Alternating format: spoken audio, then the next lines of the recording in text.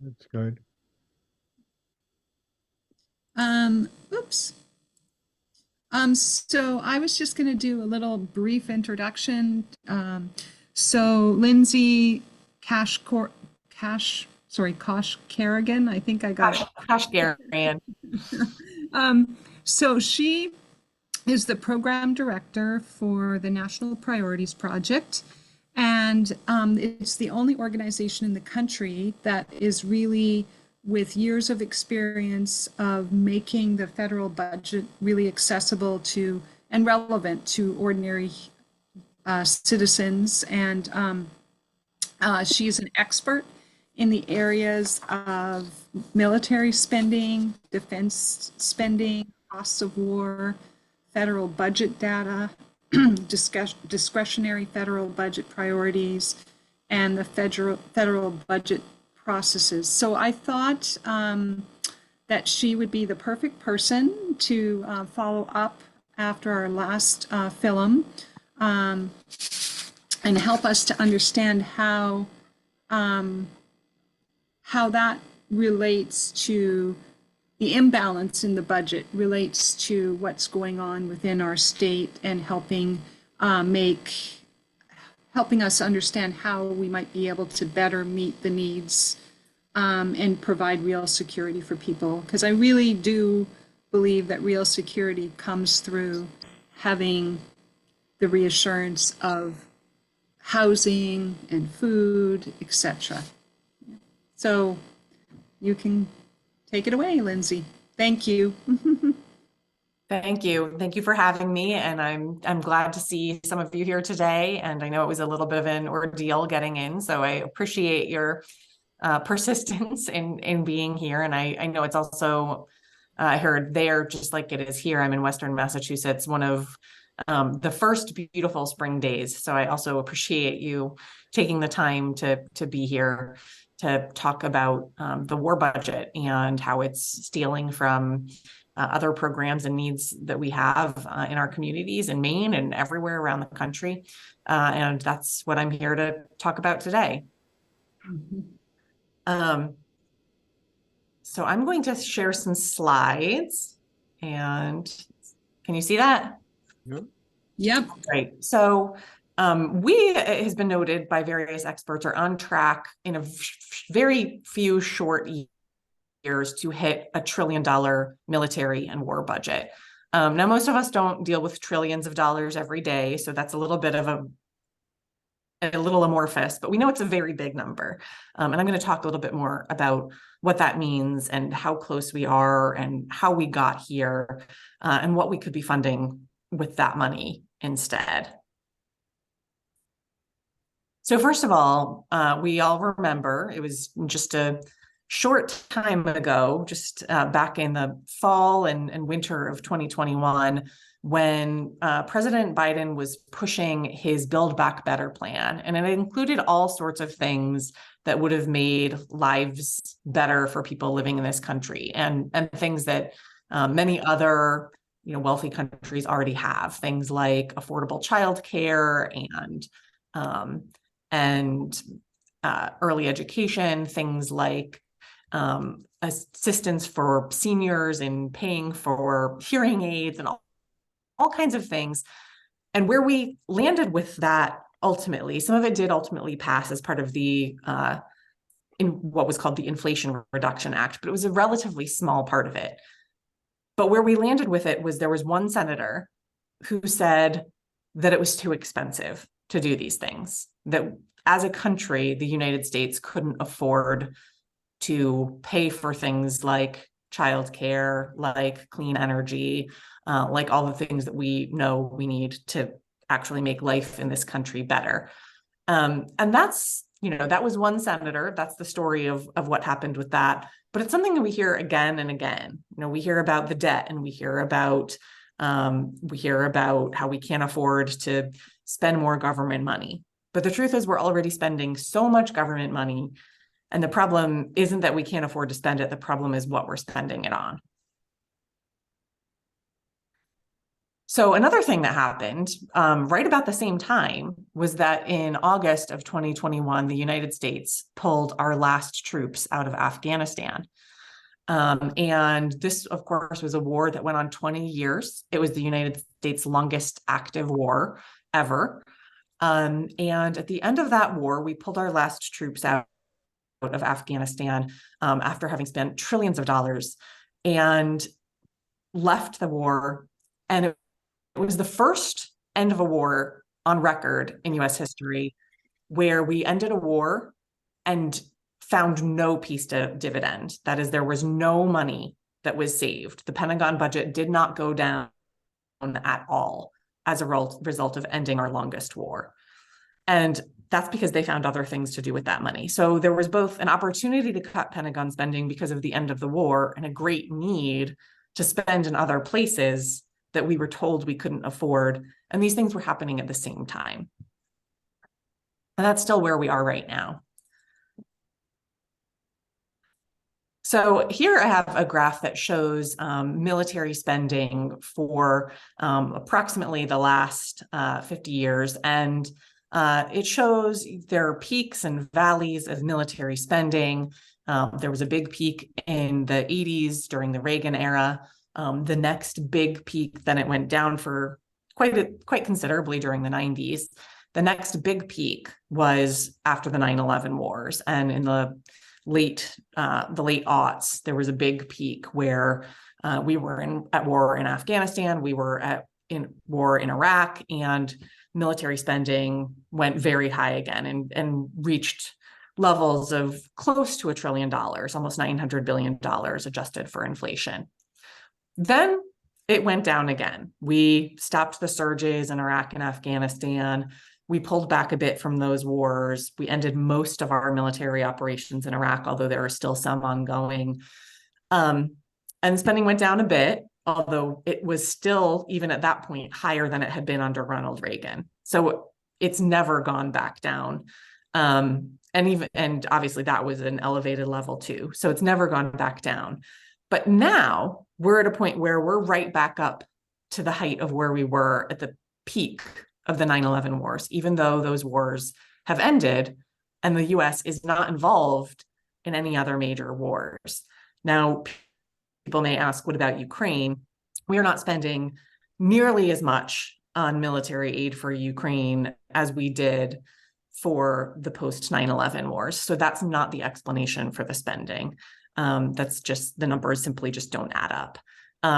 Another thing that you'll see on this graph is that the Biden military, we just heard President Biden's budget request for the coming fiscal year. And it looks like his military request has gone down a little bit, but when you account for military aid to Ukraine, it's actually likely to go up even higher this year. So because that's not included in this at the level that we're likely to spend. And that will probably be approved by Congress separately. So we're at a historically high level. You can't see it on this chart, but we are higher also than we were at the peak of the Vietnam War. We are higher than we were at the peak of the Korean War. The only time on record when military spending has been higher than it is today was at the height of World War II. And we are not currently at war. So there's something wrong with this picture. Another way of looking at this and just how high the US military budget is to look at our spending compared to the rest of the world. So we spend more, and this chart is a couple of years old, but the story has not changed. The numbers have changed a bit, but the picture looks almost exactly the same, which is that we spend more than the next 9 to 10 countries combined on our militaries. And that includes more than twice as much as China.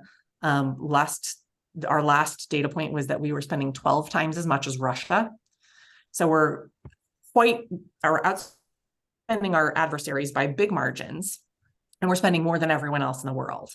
We're also spending more than the next 139 countries, which is the rest of the world, and their military spending doesn't add up to even close to what ours is.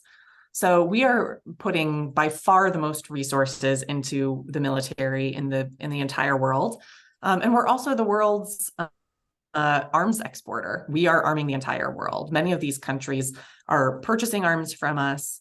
Those arms are used in conflicts around the world, and often end up in the hands of folks that we would never want to have them. So this is a problem, the fact that we're perpetuating this level of militarism in the world. It's not just a waste of money, it's also causing real damage and contributing to conflict in many places around the world.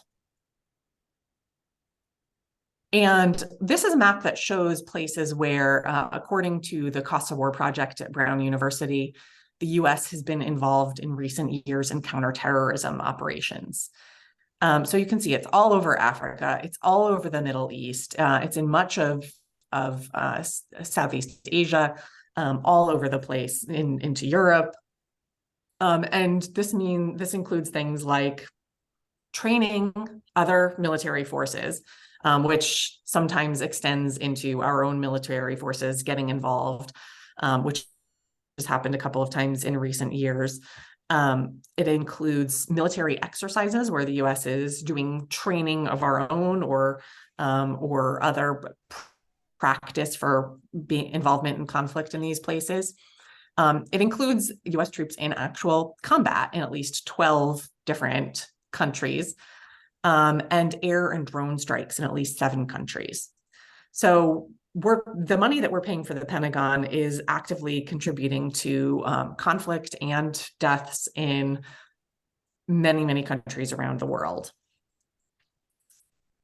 Now, this is a map of where we have military installations. This is not necessarily where we're in conflict, but this is where we have a military presence. And the US is the only country on Earth that has a military presence all around the world. No other country has more than 20 military installations outside of their own borders, and we have more than 700. So we are just everywhere, and that's a big part of what we're paying for with our nearly $1 trillion military budget. And in many of these places, they're in places where the US had past conflicts and never left. So we have still ever since World War II, we have big military presences in Italy, in Japan, in Germany. These aren't places where you typically think that the US has today a military conflict or a reason to be there. But it is simply the fact that once we go into a place militarily, we tend to never leave. And finally, we spend tons of money on military contractors. So when it was the 20th anniversary of the 9/11 wars in the fall of 2021, at the same time when Joe Manchin was deciding we couldn't afford childcare, and at the same time when we had just exited Afghanistan after 20 years, we looked to see how much we had spent on military contractors during that time.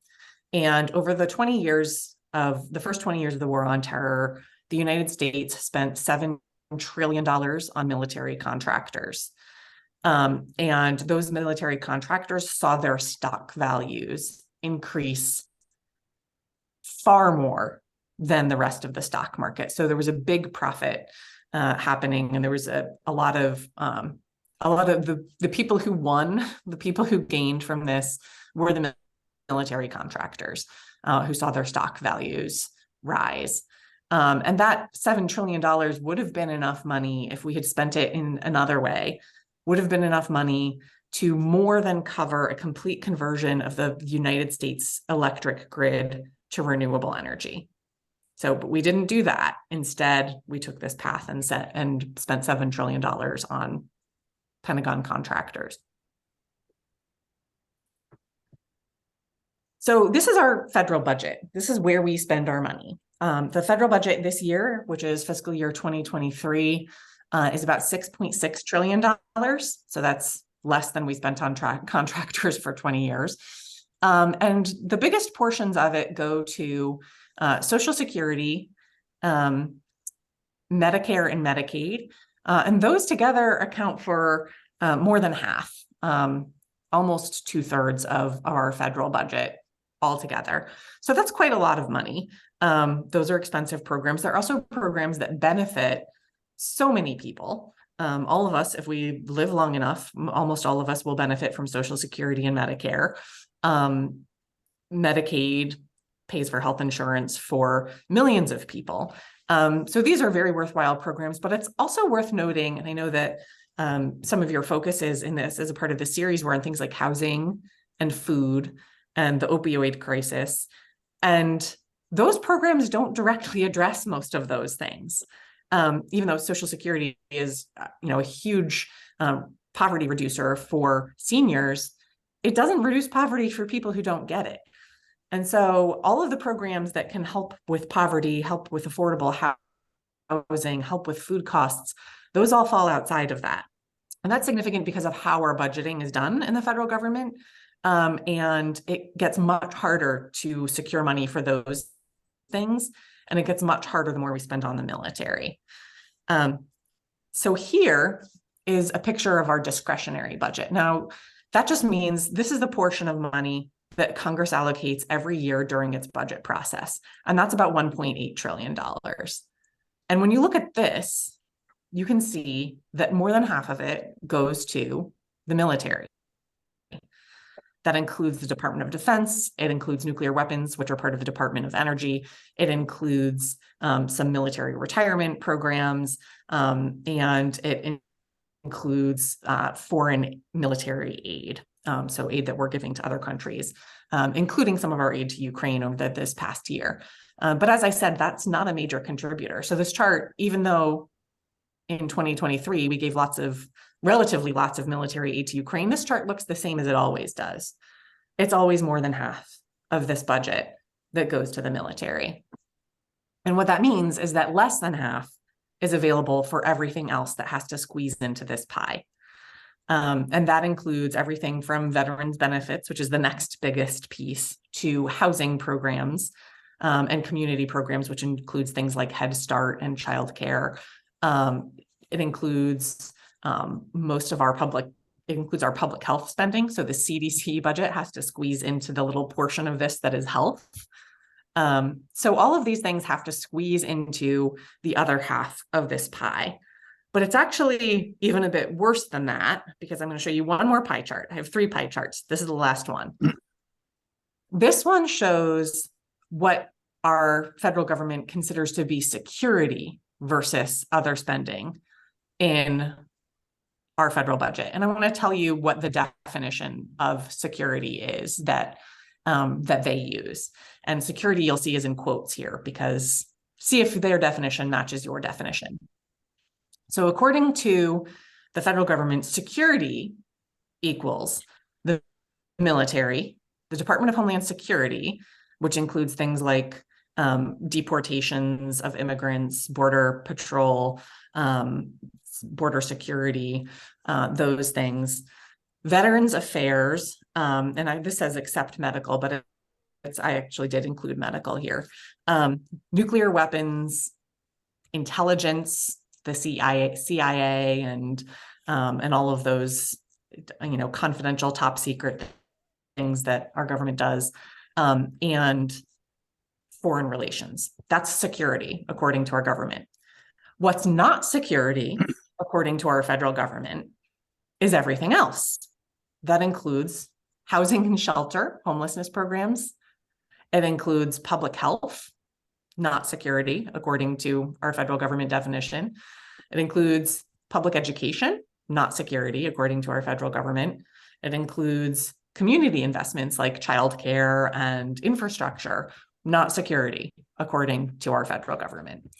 So if I made a version of this, I might flip those labels. And if you made a version of this, you might do something similar.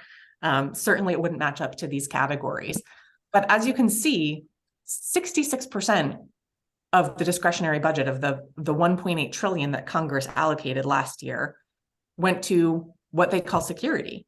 And that means that only $1 in $3 were available for all of those other things, for housing and homelessness, for public health, even when we still have a pandemic that hasn't officially ended yet, for public education, for childcare and community investments, all of that.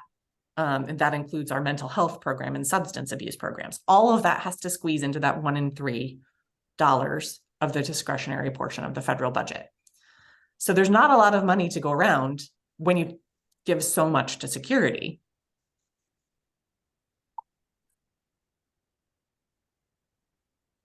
Now, here's another downer, and then I promise I have some less depressing points to make, but I'm saving it all for the end.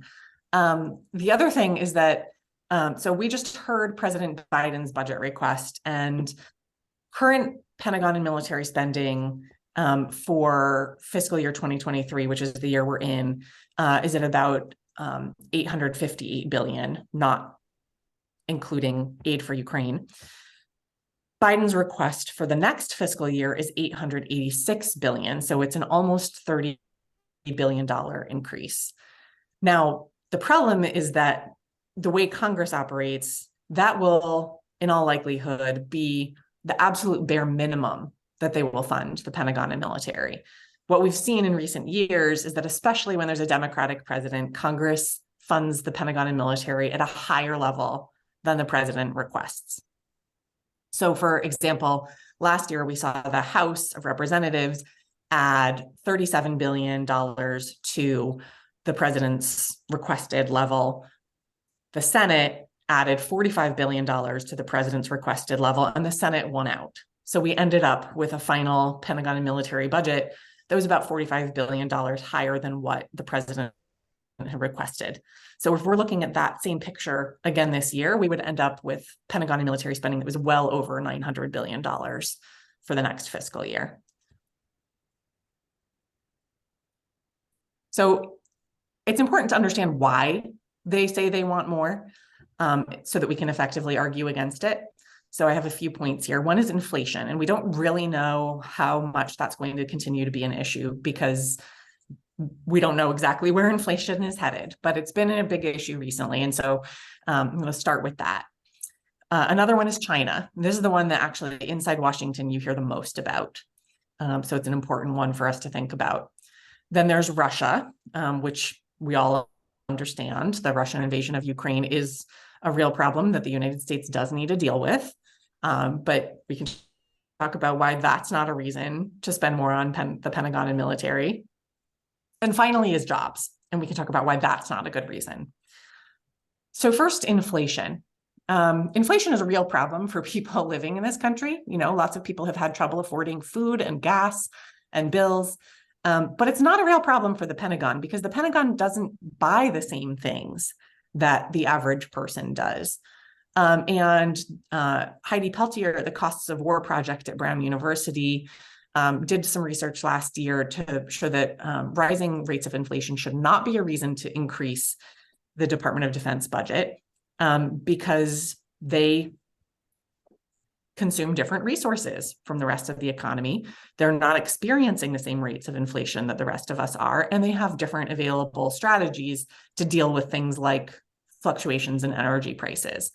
There was then, in fact, Senator Warren, who is on the Senate Armed Services Committee, wrote to the Pentagon and asked them to explain if they needed a raise for inflation. And Pentagon leadership wrote back and said that no, in fact, they had already built in whatever increases they needed. They did not need an additional increase from Congress to deal with inflation.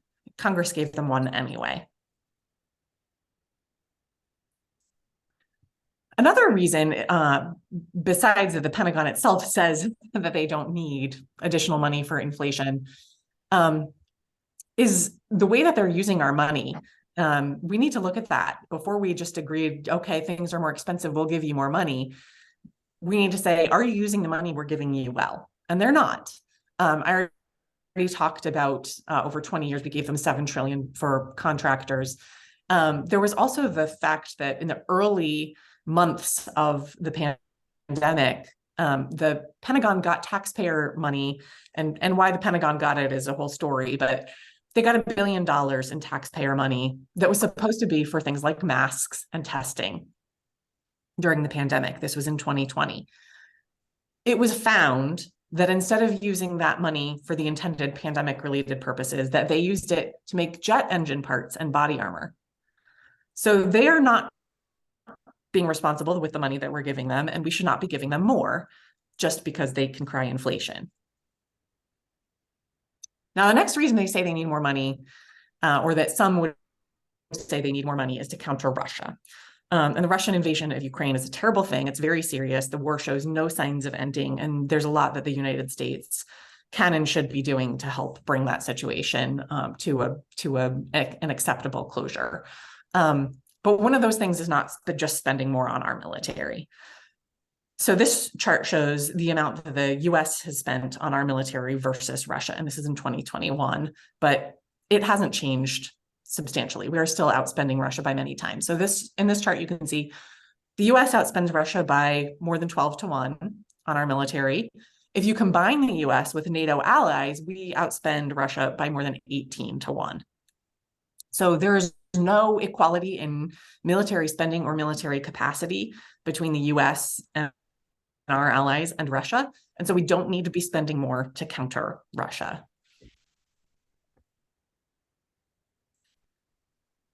And finally, there's China. Now, I already showed you a chart earlier where I showed that the US spends more than twice as much as China on our military. So even if we did want to counter them militarily, we are already more than there. But another reason is because we need to be careful about how we're countering China.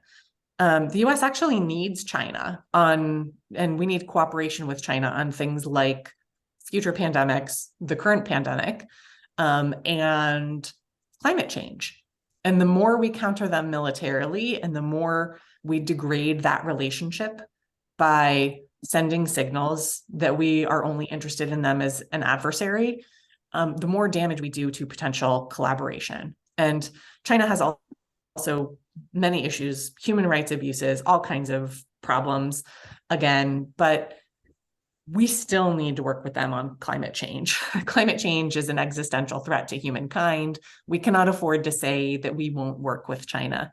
So a couple of, back in 2021, we also worked together with climate groups to send a letter to Congress warning that if we continued to take a purely adversarial approach to China, that our climate negotiations would suffer and that climate solutions would suffer.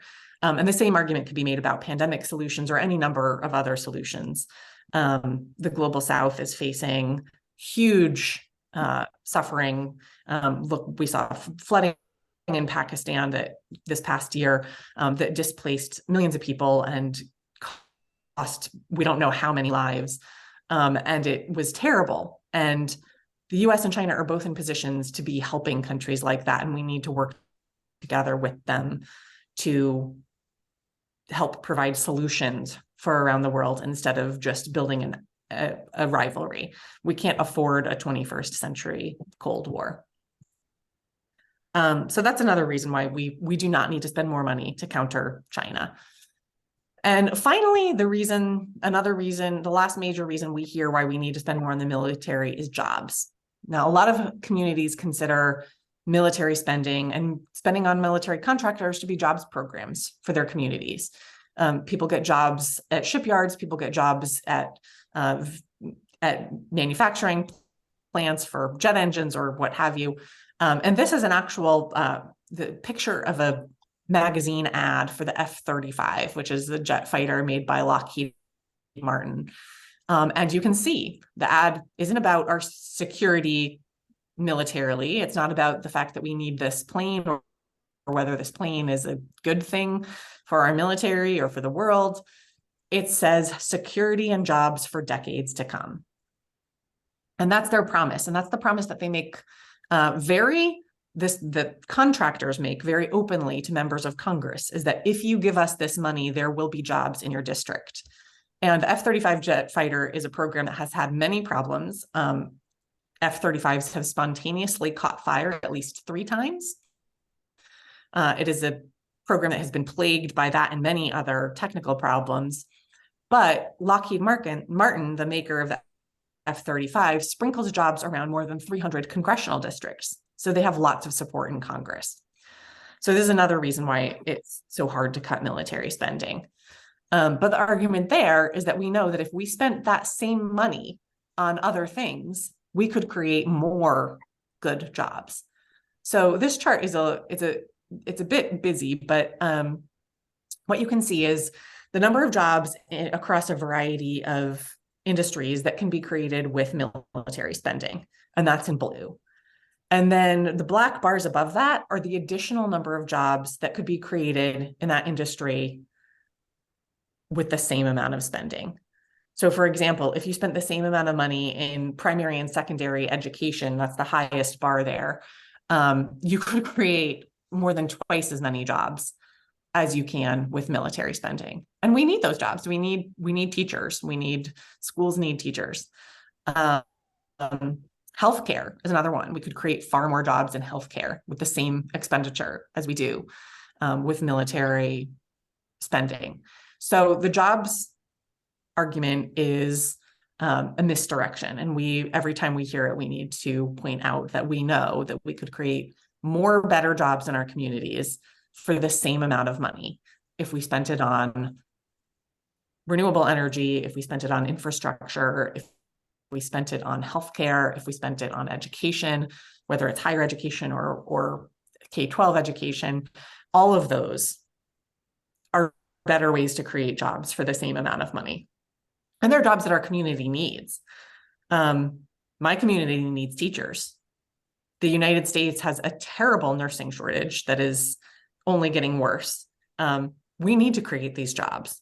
So we need to remove the money into places where we really need, where we can both create better jobs for more people, but also those jobs will actually benefit our communities directly in a way that military jobs never will.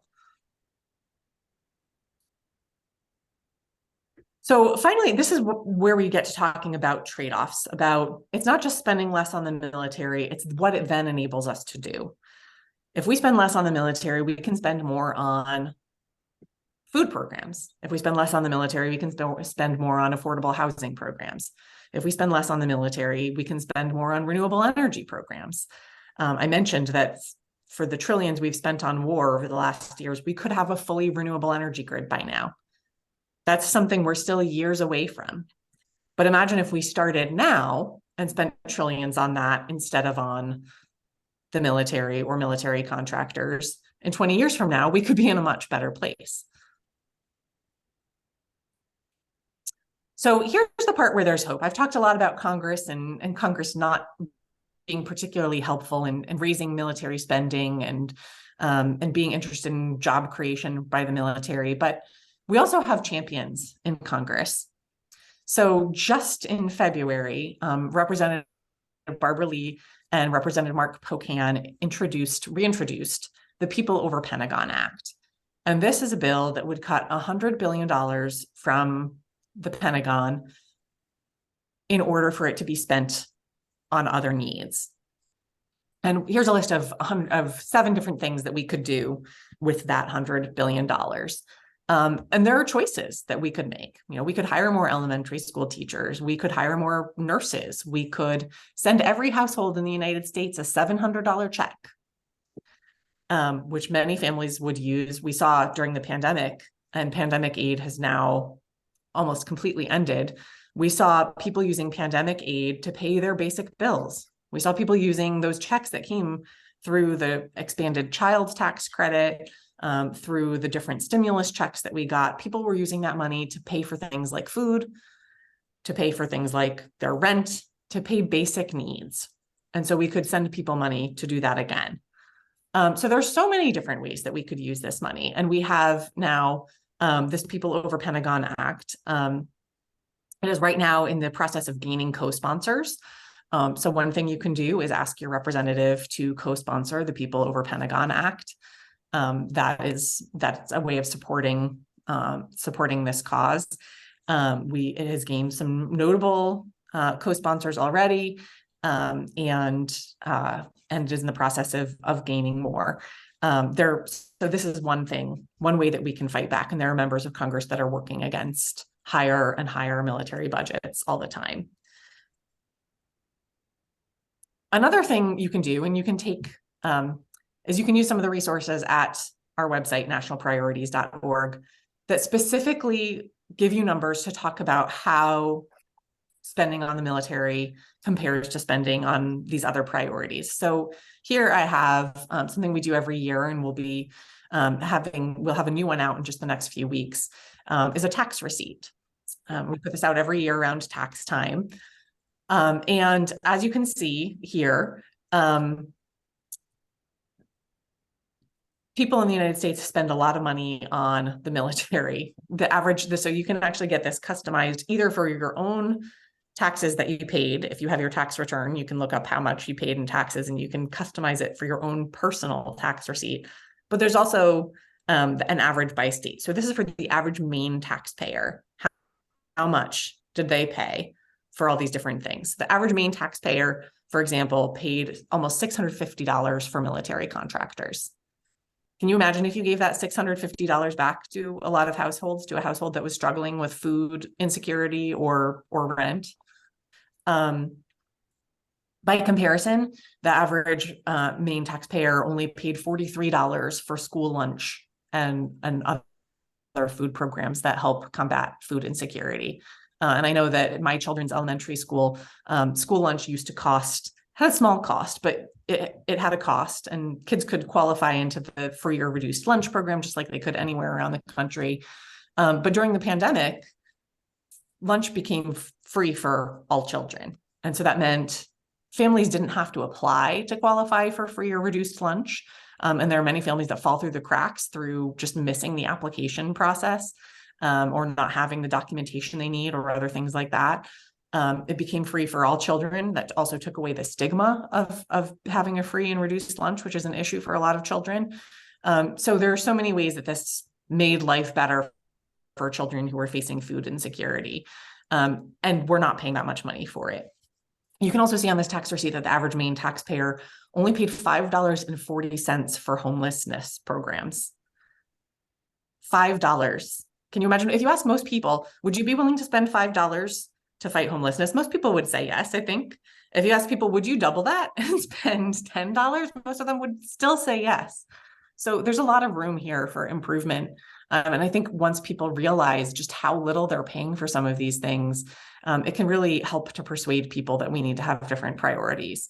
What if we took $100 from the military contractors and put it into homelessness or food programs?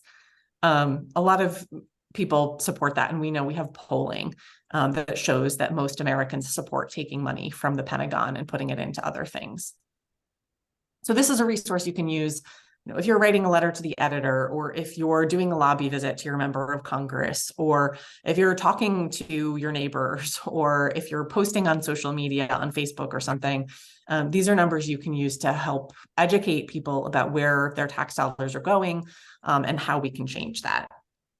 And the final thing I want to show you is also at our website, nationalpriorities.org, we have a calculator where you can see how much we could get in other areas if we cut military spending. And the calculator is really cool because you can localize it to your own state, your own city, your own congressional district. So over on the left, you see circled change location. So I've chosen Maine here for this example because we're talking about Maine. But you can choose, like I said, there's city, county, congressional district. You can get as local as you want. And you can see in your area how much are taxpayers paying for the million. So the state of Maine, taxpayers are paying $2 billion for the military. And then it gives you a list of what else could the state of Maine have for that $2 billion. How many registered nurses, how many public housing units, how many jobs that pay $15 an hour, and the list goes on. There's actually a longer list. I've only shown the top 4, but at our website, there's a longer list with other options as well. So this is another thing you can use if you're writing a letter to the editor, if you're doing a lobby visit, if you're, posting on social media or whatever it is. Anytime you want to talk about this and you need some examples, this is a powerful tool. And especially if you use the congressional district version of this, it's really helpful for talking to members of Congress. So that's another way you can help get the message out there, talk to your representative about the People Over Pentagon Act, and why that's such an important thing to support. Because what we need right now is we need for that act to build momentum. And the way it builds momentum at this point is by gaining co-sponsors and gaining interest and awareness among members of Congress.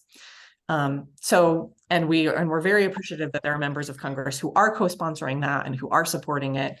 And there are many groups like all of you and individuals like all of you who are working toward this. And it's so helpful that we have something for all of us to work on in the form of the People Over Pentagon Act. So I will end there, and I'm happy to take any questions.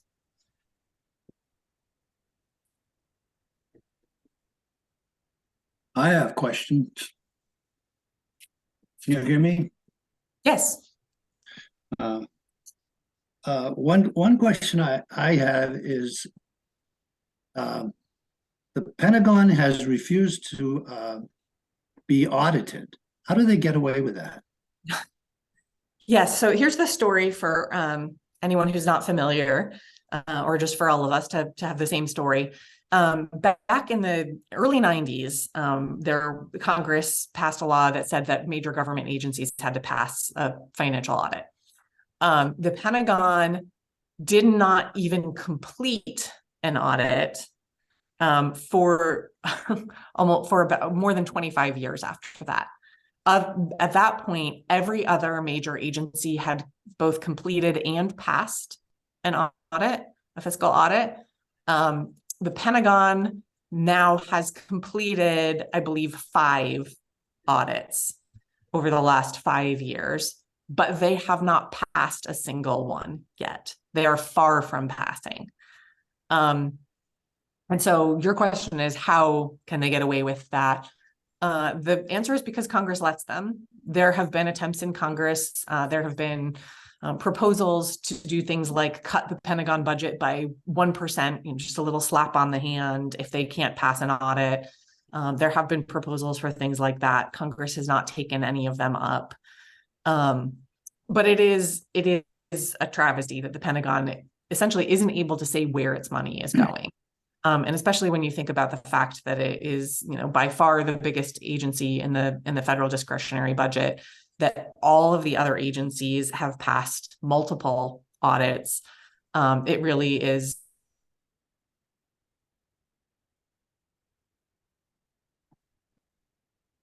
passing an audit wouldn't stop Congress from overfunding the Pentagon. The audit doesn't ask, is this money well spent? It only asks, can you account for it? Do you know where it's going? So I think it's an important issue to keep an eye on. But even if the Pentagon were to pass an audit, they could still keep going with their $1 trillion and beyond, as long as that's what Congress wants to, as long as that's how Congress wants to fund them. I have a second question. I wrote a letter to Angus King complaining about the military budget,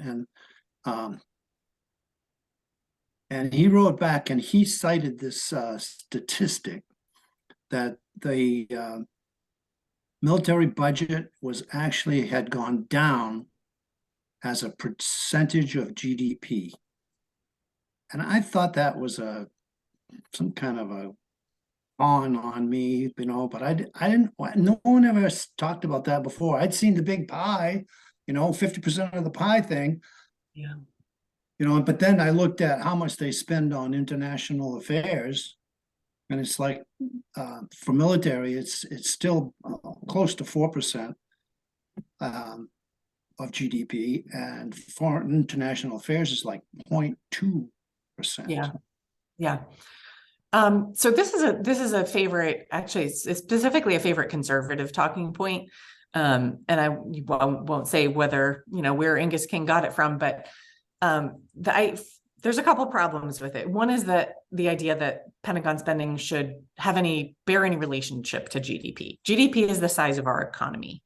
It doesn't tell us anything about what we need militarily in defense of this country.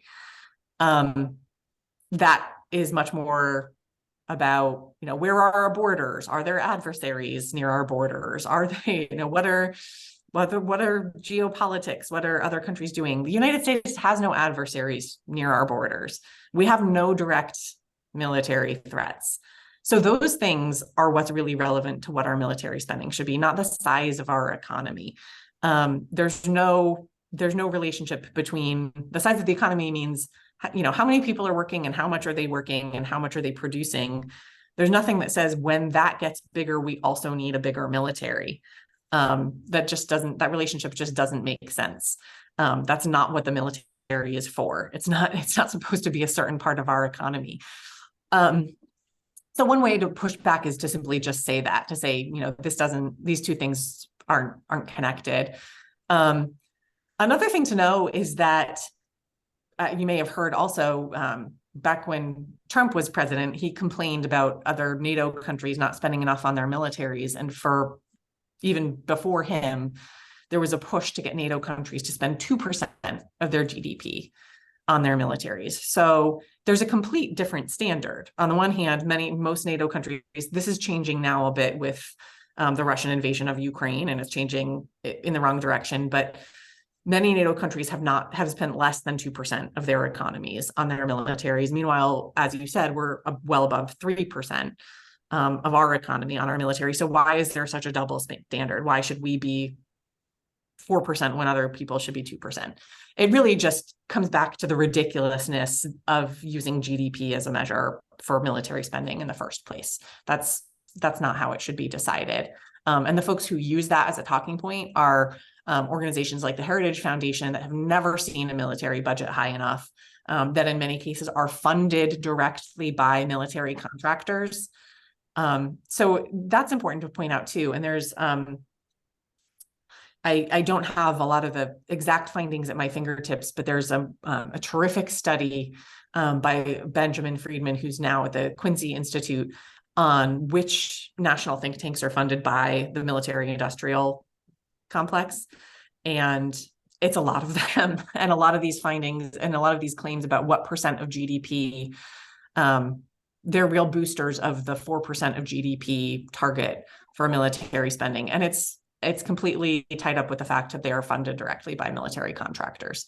So there's a big industry interest in maintaining that target. Yeah, I appreciate that. And one thing I was thinking of is often when talking to conservatives or just other poor folks, like folks getting an idea of the scope and the scale of that expenditure.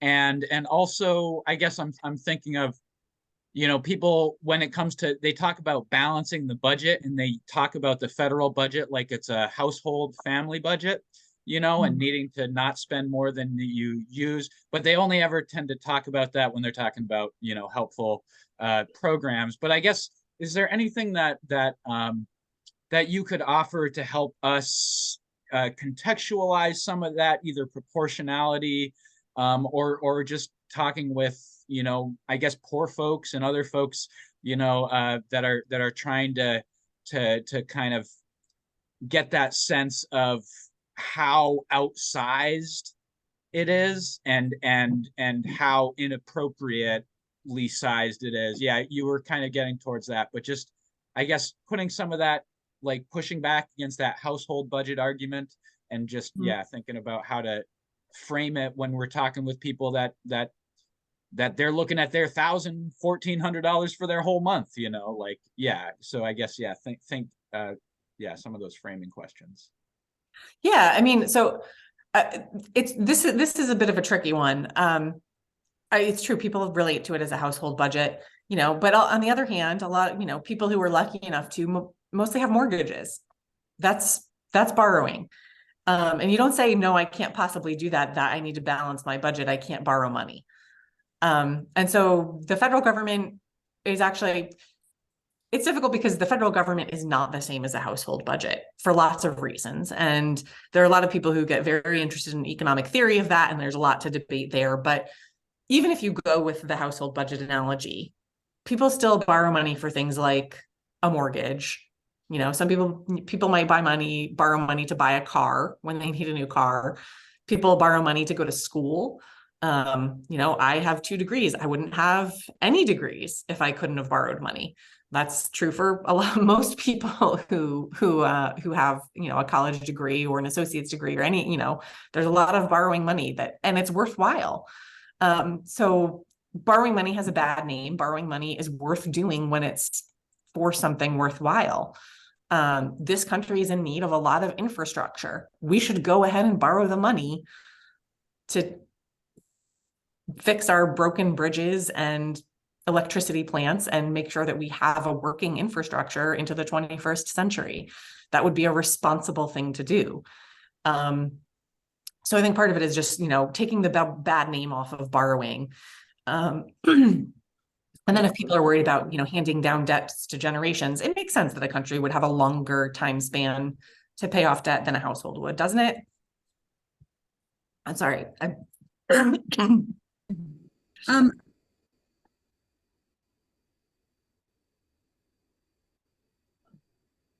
Sort of on that same note, like investing in the infrastructure, helps for years to come, but it also creates local jobs and does a lot of, good that I think has to be calculated into that. That's right. There. Sorry. Just like if you have a mortgage, you can live in the house right away. Yes. There are a lot of these things that have short and long-term benefits. Mm-hmm. So that's one thing. Another thing, I didn't have a specific slide on this, but sorry, I'm not sure why I'm so, about half of our military budget goes to contractors. And so reminding people of who's benefiting from that military budget, and that it's these wealthy contractors, and we're subsidizing multi-million-dollar salaries for the CEOs of these contractors using our tax dollars, and that's who's benefiting. So I think that's an important part of it too, is people think this is for our troops, people think this is for our security, but so much of that is not about that at all. Right. I mean, one of the things that I kind of came to this conclusion a while ago, and it's hard because many of our, like, if you work for a hospital, blah, blah, blah, a lot of our retirement funds are all invested highly in military, and you look at all the stuff. So if you do a socially responsible fund, you have to pull out of your work retirement stuff, which I chose to do. But sometimes there's not, I think it takes a lot of, I don't know.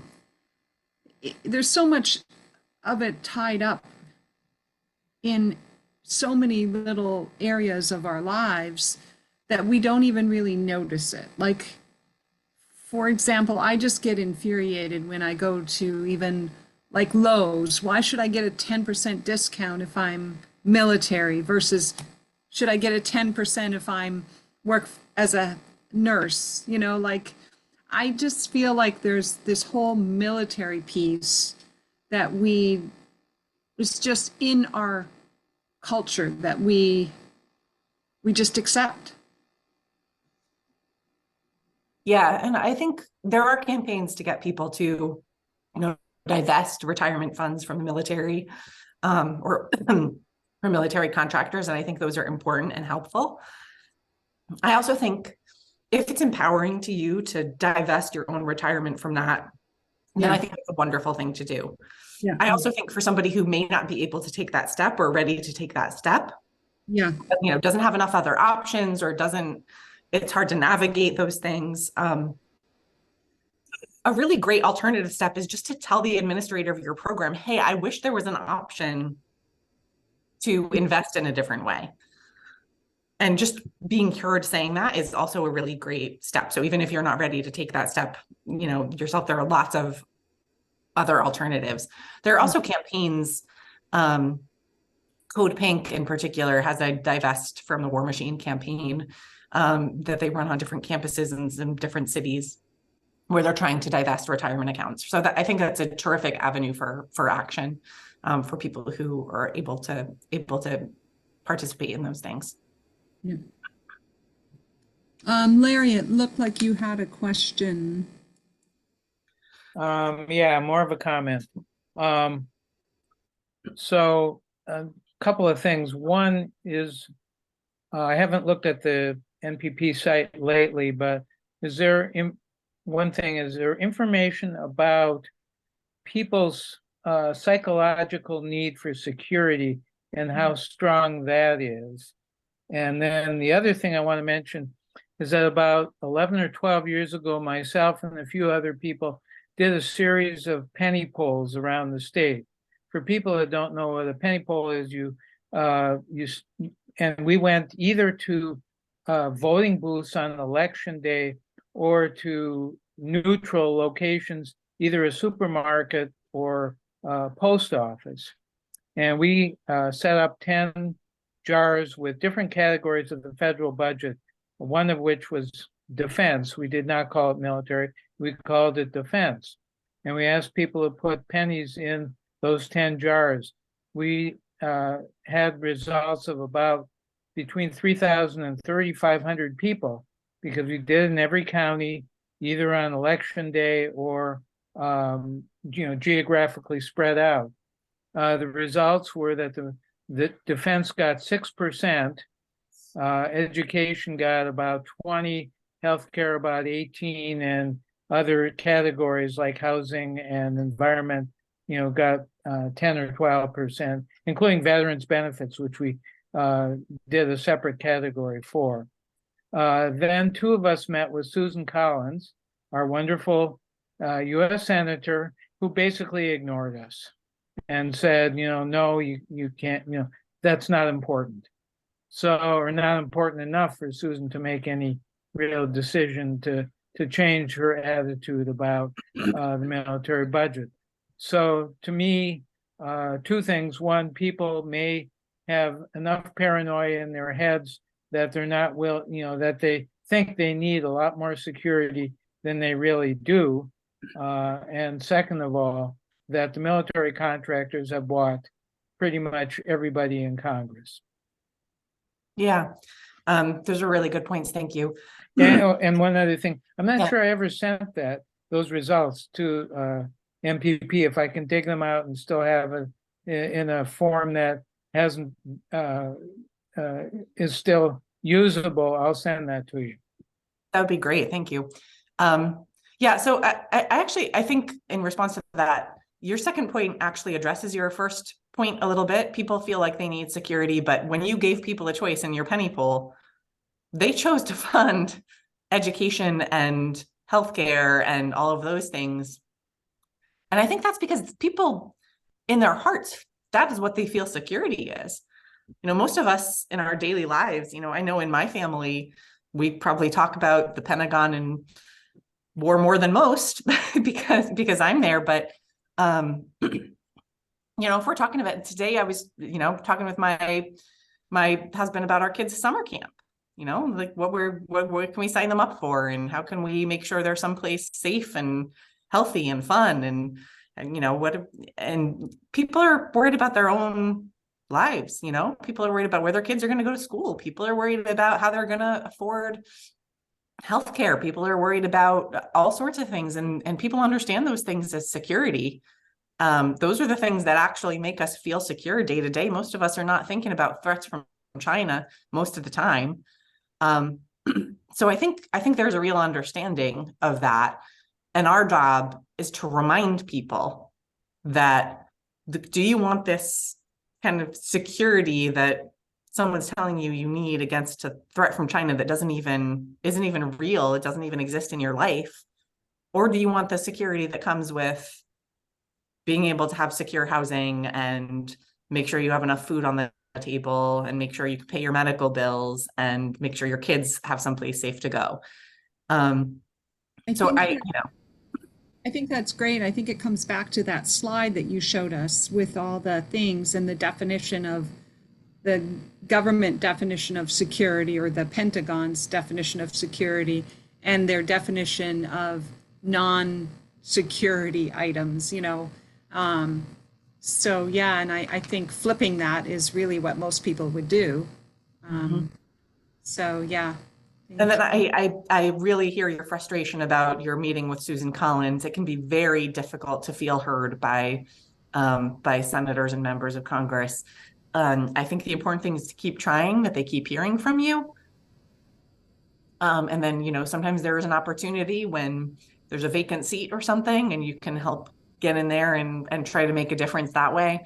But it's important that they keep hearing from you, because even if, she may not come around and say, oh, you're right, we need to cut the military budget. But the more she hears from you, it might get into her head or get into one of her staffers' heads that, oh, we're going to hear from the peace folks about this. And so every little bit of that helps. Doug Allen, did you have something you wanted to say? Yeah. Thank you. So I wanted to raise something different to see whether it informs your work or connection with others and so forth. One thing that struck me in your presentation is I thought back to teach-ins, conferences, other programs that we had 40 years ago, 30 years ago, 20 years ago, and variables changed, but we had the pie charts. The basic information you're giving was consistent with what we were presenting. And so some of the variables change, like how many defense contractors or how many, but basically the lessons, the facts, the information was amazingly consistent with what we've known. Many of us have known for many, many decades. So I think it's really valuable what you're presenting, and people need the facts, the figures, and also things that they can do that make a difference in their lives, their real life situations that they have. So what I want to ask you, just in addition to that, because that's all crucial, when you say, well, why is it that when we have this information and we know what the public decides in these many different ways, their preferences, why, the why question, why is it that the congressional people usually makes no difference? And when some of our people claim great victory with Susan Collins or Angus King, it's usually a very minimal, very tiny little victory. And why is it that when we present all of this information on all these different levels, so the why, yes, because there are all these powerful interests, all these lobbyists, all these contractors, the CEOs, the defense, and so forth, But what I want to ask you, in addition to all that, and trying to do all the things that you've suggested, reaching out, letter writing, all of this work, I wonder, what is part of the problem why we feel the frustration or the lack of the powerlessness and so forth that can be very demoralizing? Is it because we're still operating within the same basic paradigm? In other words, what we're doing is we're basically saying we're accepting, as we must in many ways, accepting the same paradigm and about what is rational, what makes sense, what an economy is like, what is, and on and on. It's a kind of commodified materialism, objectification, and all this. And what we also need is a qualitative, radical paradigm shift in which we have qualitatively different ways of looking at what is rational, what is meaningful, what gives purpose to life, what allows people to feel that they're to live with dignity, with respect. What is it that allows people to be happy? What allows them to feel harmonious relations with other human beings, with nature, with, and so forth, that gives them some hope that there's a possibility for a transformation of a radically different future, which isn't simply quantitatively more or less within the same paradigm, but it's a radically different way of living, what it is to be human, what is reality. So what I'm wondering is, in your work, are those concerns, those values, those presuppositions, that kind of paradigm, does that play any role, or do you connect with others who are struggling around those kinds of concerns? Yeah, I love all of what you're thinking and asking about. Yes, yes, we do connect with others. I mentioned before several of you were able to join us. I was talking with Josh in particular about the Poor People's Campaign, which we work closely with, and which I think articulates a lot of the things that you were just saying, and talks about things more from a sort of a values way, and really is explicit about talking about things from a moral perspective and caring about the people around us, and caring about our communities, and caring about the earth, and all of those things. So when we connect with a movement like the Poor People's Campaign, or all the movements that we work with, our role is to give them numbers that they can use and they know are reliable and accurate, and that can help explain to people who aren't familiar, why this is something that we should care about, or what we can, or how big the problem is, those sorts of things. But yes, it absolutely needs to go hand in hand with that, and with all of the things that you were talking about. And in our work, all of our, we have these calculators, and we make these pie charts and things, but that's actually not what takes the most of our time.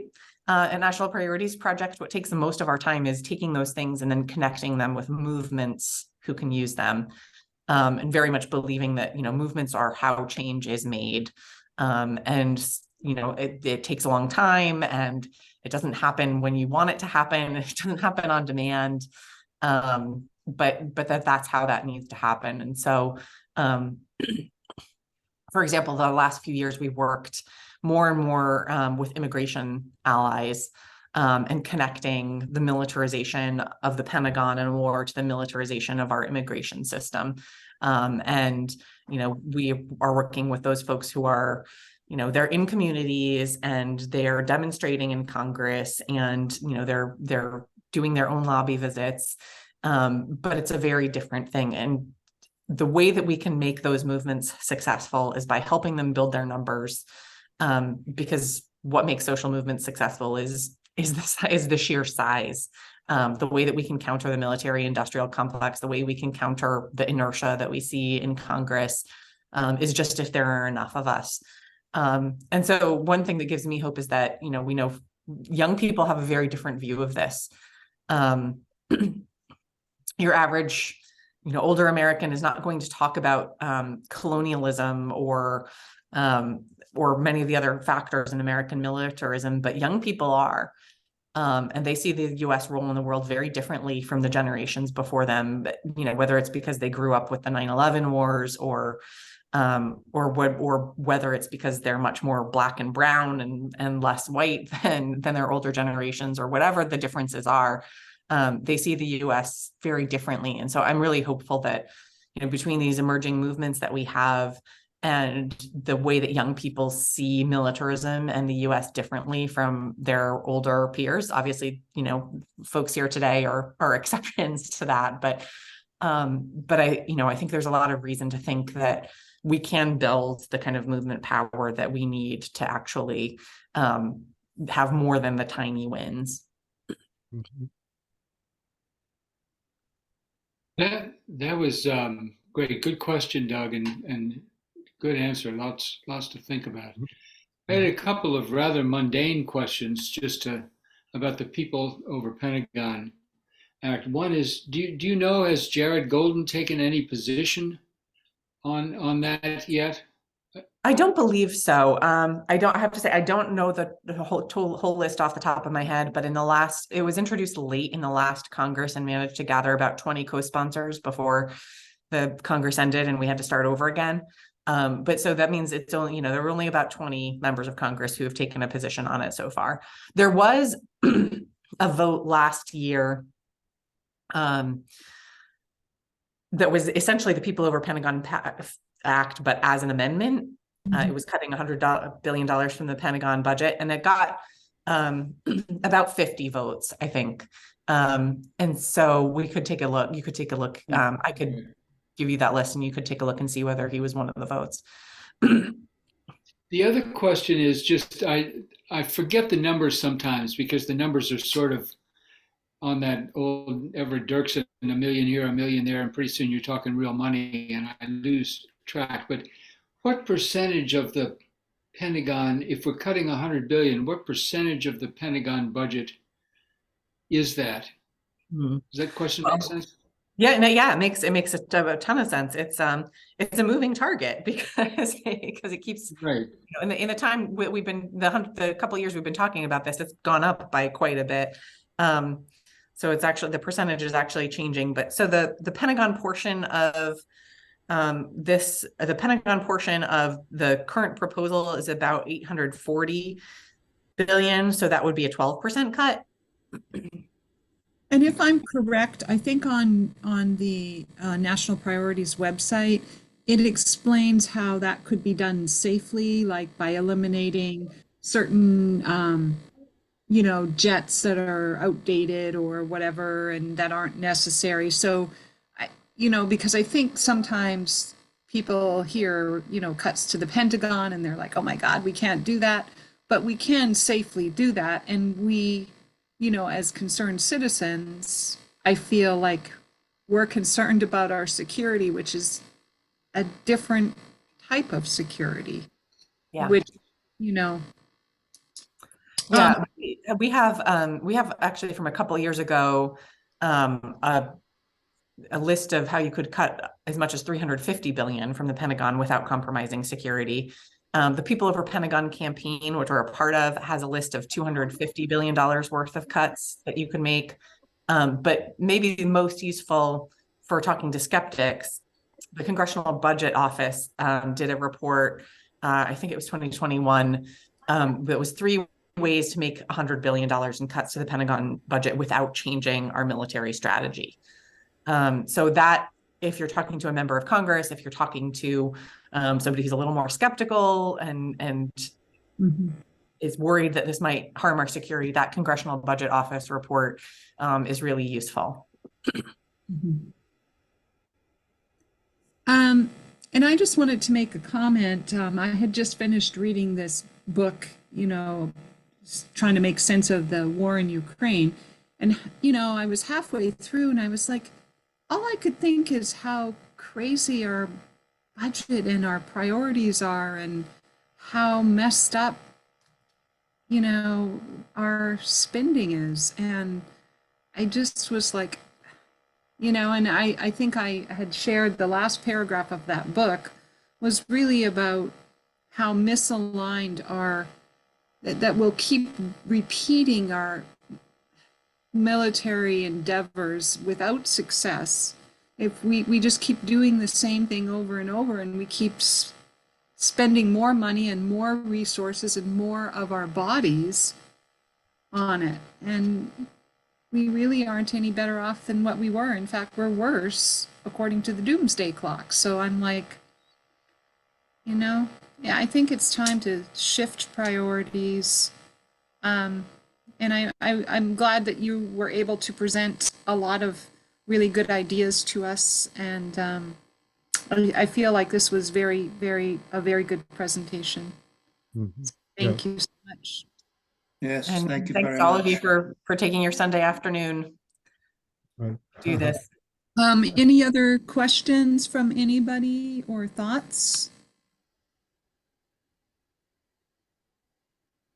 Lindsay, any final comments or anything?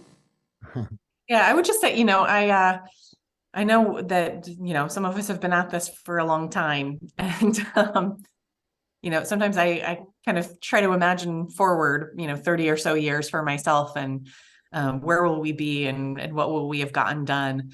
But I think, this is sort of my personal view, not my, this isn't from any research, but that our job is to kind of be here and carry the torch, and that a moment will come when we can really change how the U.S. approaches our budgets, and how the U.S. Approaches our military budget, and what we think is important in our federal budget. And our job is to keep carrying the torch. So when that moment comes, whoever has the torch is ready. And so the fact that it hasn't worked in the last 30 years isn't actually what tells us what takes us forward. So if in 30 years from now, hopefully we're somewhere different, but if we're not, I hope I will still have the same view of what it is we're all doing here. Mhm. Well, thank you so much, and Yes. been a pleasure, and it is a very helpful and hopeful presentation. So thank you once again.